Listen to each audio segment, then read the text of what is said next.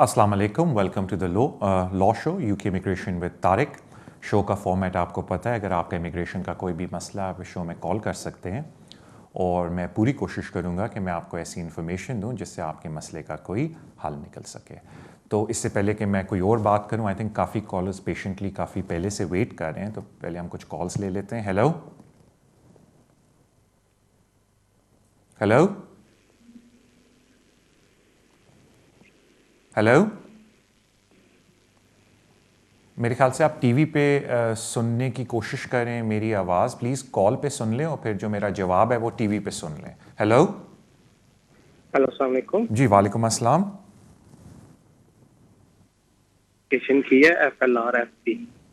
मेरी वाइफ के पास जो है ILR है और मेरे बेटा जो है 5-6 मंथ का है, उसके पास ब्रिटिश पासपोर्ट है।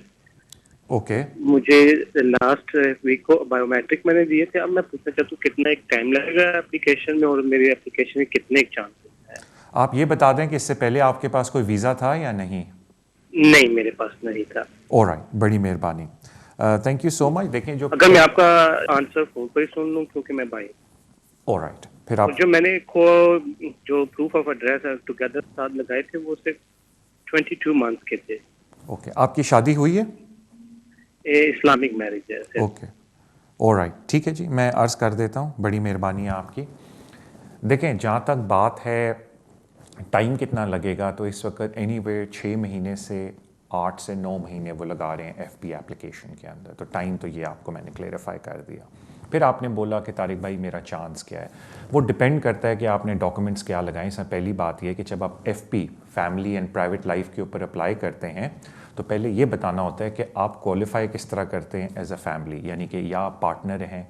अब पार्टनर की डेफिनेशन में है कि आपने ब्रिटिश लॉ के तहत शादी की हो जो आपने नहीं की, या फिर वो कंडीशन ये करते हैं कि 2 साल से आप इकट्ठे रह रहे हो जो आप नहीं रह रहे थे, लेकिन जब तक वो डिसीजन लेते हैं शायद आप 2 साल आपका पीरियड गुजर जाए। तो अगर आप पार्टनर की डेफिनेशन में नहीं भी आते, एक चीज़ जो आपके फेवर में जाती है कि आपका एक बच्चा भी है, और क्योंकि आप बच्चे की डेट ऑफ बर्थ सर्टिफिकेट पे आपका नाम लिखा है तो ऑटोमेटिकली आपकी पेरेंटल रिस्पॉन्सिबिलिटी है बच्चे के साथ। तो अगर आपकी पेरेंटल रिस्पॉन्सिबिलिटी हो किसी बच्चे के साथ, स्पेशली इस केस में ब्रिटिश है बच्चा, तो आपने ये प्रूव करना है कि why it would be unreasonable for the child to leave the United Kingdom and go back आपके साथ। तो अब मुझे ही नहीं पता आपने किस टाइप के कागजात लगाए अपनी एप्लीकेशन में इस चीज़ को प्रूव करने के लिए कि why it will be unreasonable कि आपका बच्चा आपके साथ इंडिया पाकिस्तान जहाँ से भी आप हैं, जो मुझे आपकी आवाज़ से लग रहा था, नहीं जा सकता। अगर वो स्ट्रॉन्ग है आपके कागजात तो there is a very good chance in arguable case कि फैमिली एंड प्राइवेट लाइफ के रूट के तहत सेक्रेटरी ऑफ स्टेट आपको वीज़ा दे दे। अदरवाइज़ ऑफ कोर्स घबराएं नहीं, आपके पास रेमेडी अवेलेबल होती है। अगर वो आपको in country right of appeal नहीं भी देते ह्यूमन राइट के ऊपर, जो मैंने जिक्र भी किया था, क्योंकि सेक्शन 63 आ रहा है, उस पर हम कभी मौका मिला तो बाद भी मैं बीच में करूँगा, तो आप जुडिशल रिव्यू भी कर सकते हैं अगर खुदा न खास्ता उन्होंने आपका वीज़ा रिफ्यूज़ किया। लेकिन मैं उम्मीद करता हूँ आपको वीज़ा मिले, बट ऑफ कोर्स चांस सारा डिपेंड करता है कि आपने डॉक्यूमेंटेशन किस हद तक साथ लगाई थी। Thank you so much for your call. अगले कॉलर की तरफ जाते हैं। हेलो अस्सलाम वालेकुम। जी, वालेकुम अस्सलाम। जी, कैसे हैं डॉक्टर साहब? अल्लाह का शुक्र, बड़ी मेहरबानी है आपकी। मेरे छोटे छोटे सवाल हैं नेशनैलिटी के बारे में जी। हमने नेक्स्ट ईयर अप्लाई करनी है। मेरा बेटा है अंडर 18। तो हमारी तो 3 है, मी और माई मिसेज, और मेरी बेटी है ओवर 18।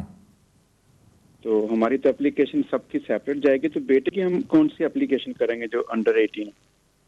ठीक है जी, और आपका कोई सवाल है? बस यही है। ठीक है, मैं फिर टीवी पे सुनता हूँ। Thank you ji, thank you, बड़ी मेहरबानी है आपकी। देखें, 2 चीज़ें होती हैं कि एक चीज़ होती है रजिस्ट्रेशन और एक चीज़ होती है नेचुरलाइजेशन।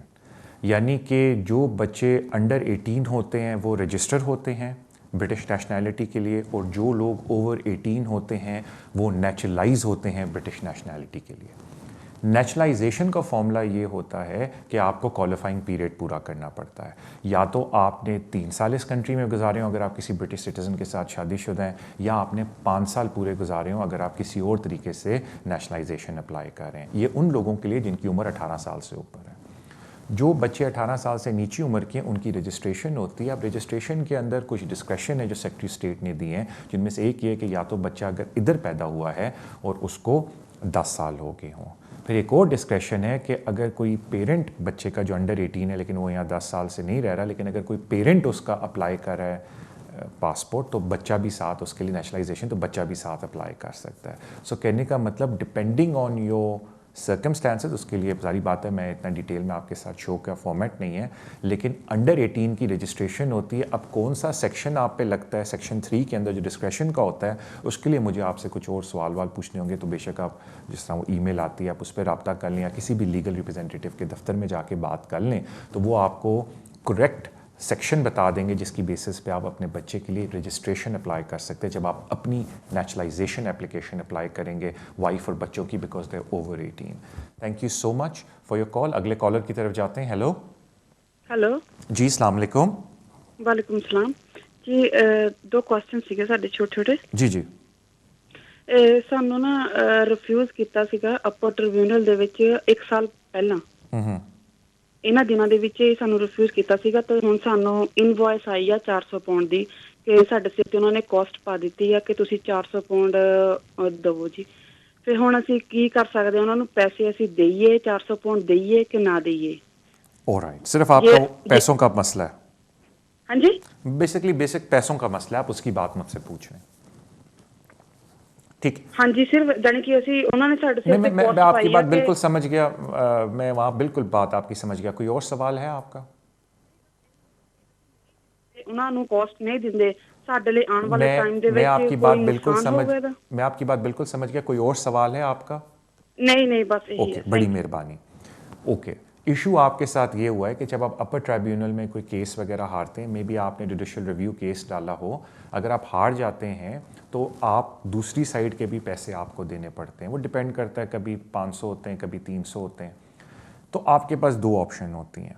एक तो ऑप्शन ये होती है कि जज भी बोलता है कि जी अगर आपके पास ये पैसे देने के नहीं हैं तो एक सर्टन टाइम फ्रेम के अंदर आपको एप्लीकेशन करनी होती है, जिसमें फिर आप बोलते हैं कि जी पैसे कम कर दें या माफ़ कर दें बिकॉज हमारे पास इतने पैसे नहीं हैं। मेरे ख्याल से वो टाइम अब आपका गुजर गया। आप एक और काम ये कर सकते हैं कि आप होम ऑफिस को कांटेक्ट करके किस्तें करनी शुरू कर दें। होम ऑफिस जो मैंने देखना है अपने एक्सपीरियंस में कि 20-30 पाउंड मंथली किस्त बड़े आराम से कर देते हैं इस तरह के अमाउंट में, तो वो आपके लिए अफोर्डेबल भी होगा।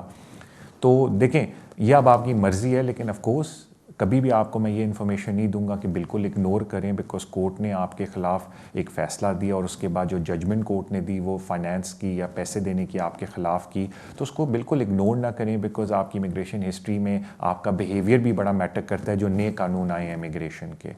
तो उससे बेहतर है कि आप होम ऑफिस से रब्ता करके कोई किस्तें शुरू कर लें, बिकॉज एज लॉन्ग एज जो अफोर्डेबल हो, 20-1 पाउंड आप उनको ऑफ़र करें, देखें वो आगे से क्या कहते हैं। तो I wish you all the best इसके अंदर, बट मोस्ट लाइकली ये काम हो जाएगा आपका किस्तों के ऊपर।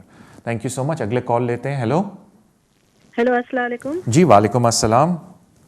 हाँ जी, हमने ह्यूमन राइट का केस डाला था और वो रिफ्यूज हो गया था जी। फिर हमने फर्स्ट ट्राइब्यूनल में अपील डाला था जो कि जज ने हमारी अपील ग्रांट की थी, बट होम ऑफिस ने फर्स्ट ट्राइब्यूनल के खिलाफ वो किया था, अपील किया था।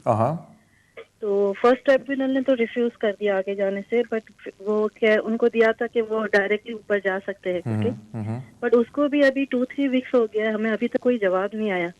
तो मुझे ये पूछना था क्या वो डायरेक्टली ऊपर जाते हैं अपर ट्राइब्यूनल में कि वो लोग हमें हमारा केस वो अपना केस विड्रॉ करके भेज देते हैं?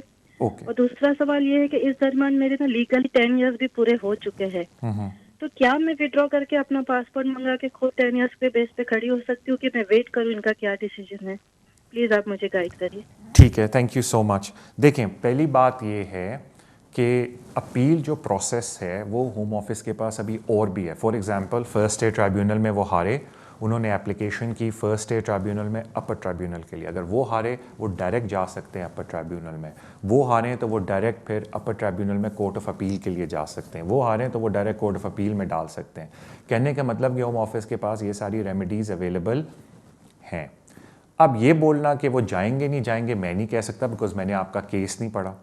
हाँ, इतना मैंने देखा है। अगेन प्लीज़ इसको आप ये ना समझें कि आपके केस पे बात लागू होगी। मैं इन्फॉर्मेशन दे रहा हूँ कि जहाँ अपर ट्राइब्यूनल से भी वो हार जाएं, कोर्ट ऑफ अपील तक वो लोग नॉर्मली नहीं जाते अनलेस कि बहुत ही कोई ऐसा पॉइंट हो लॉ का जिसमें वो समझते हैं कि वे वेरी स्ट्रॉन्ग। लेकिन सारी बात है, मैंने आपके कागजात पढ़े नहीं तो मैं उसके ऊपर कुछ नहीं कह सकता।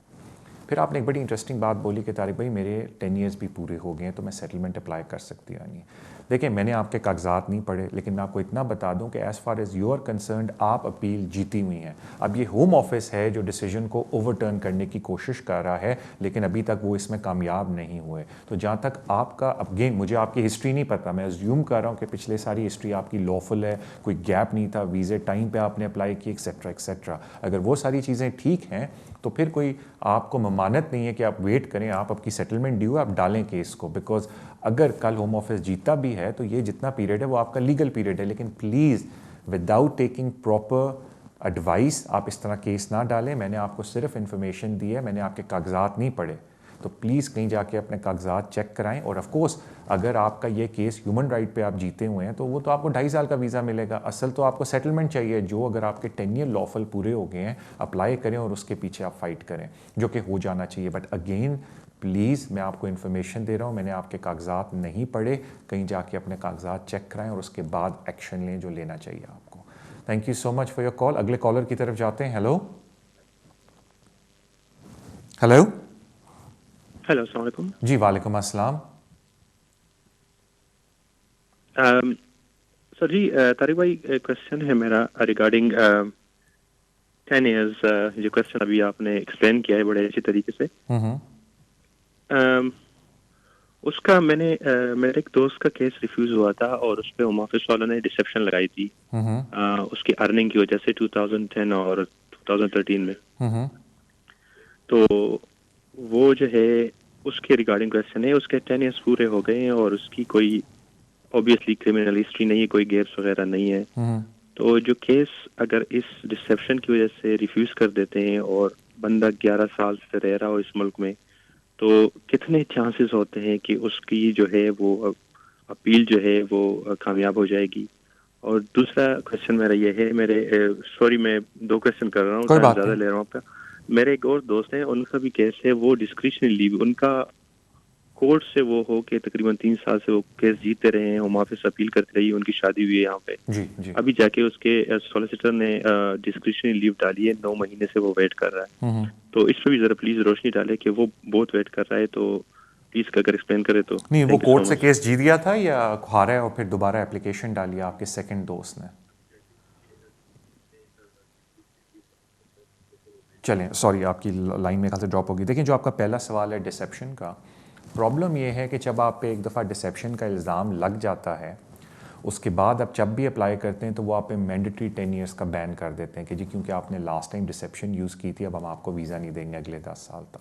तो उसके लिए बड़ा इंपॉर्टेंट है कि पहले आप डिसेप्शन को क्लेरिफाई करें, यानी कि अगर आप कोई नई एप्लीकेशन भी डालते हैं तो डिसेप्शन वाले पॉइंट को क्लेरिफाई करें। और अगर वो मैंडेटरी रिफ्यूज़ल के ऊपर आपको रिफ्यूज़ करते हैं तो जो आप फाइट करेंगे वो करेंगे कि डिसेप्शन नहीं लगी होनी चाहिए थी। अब उसमें क्या दम है केस के अंदर कि आया उसमें आर्ग्यूबल क्या ग्राउंड है, वो कागजात पढ़े बगैर कोई भी नहीं बता सकता, स्पेशली मैं तो नहीं इतने छोटे से शो के फॉर्मेट के अंदर। तो वो आपको पहले कागजात पढ़ने पड़ेंगे। अगर मैं कोई आपको उसके ऊपर बात करना चाहूँ तो उसके बाद मैं बता सकता हूँ कि डिसेप्शन हटाने के लिए मेरिट भी है या नहीं। जहाँ तक आपने अपने दोस्त की बात की, थोड़ा सा मैं इसलिए कंफ्यूज हो गया, आपने कहा जी कोर्ट में बड़ा अरसा लड़ा है और अब उसके लॉयर ने अप्लाई किया। तो अगर कोर्ट में लड़ा है, केस जीत गया, तो फिर लॉयर को अप्लाई करने की ज़रूरत नहीं है। तो मैं अज्यूम कर रहा हूँ कि मे बी केस हारा हो और फिर उन्होंने कुछ चीज़ें चेंज करके दोबारा एप्लीकेशन डाली है, तो मैं वो ज़रा क्लियर नहीं था। बट मैं इतना अर्ज़ कर दूँ कि इस वक्त जो ये ह्यूमन राइट एप्लीकेशंस हैं, सेक्रेटरी ऑफ स्टेट 6 से 8-9 महीने लगा रहे हैं इनको डिसाइड करने में, तो रफली वो टाइम फ्रेम है। थैंक यू सो मच आपकी कॉल का। मुझे बताया जाता है कि अब ब्रेक का भी टाइम हो गया है। अगेन मैं आपसे रिक्वेस्ट करूँगा कि अगर आप मुझसे रब्ता करना चाहते हैं तो ईमेल एड्रेस अभी स्क्रीन पे आ रहा है, आप इस पर प्लीज़ अपना नाम एंड टेलीफोन नंबर भेज दीजिए। मैं पूरी कोशिश करूँगा कि जितना जल्दी हो सके I can get back to you. और अब ब्रेक का टाइम है, इंशाल्लाह I will see you on the other end of the break.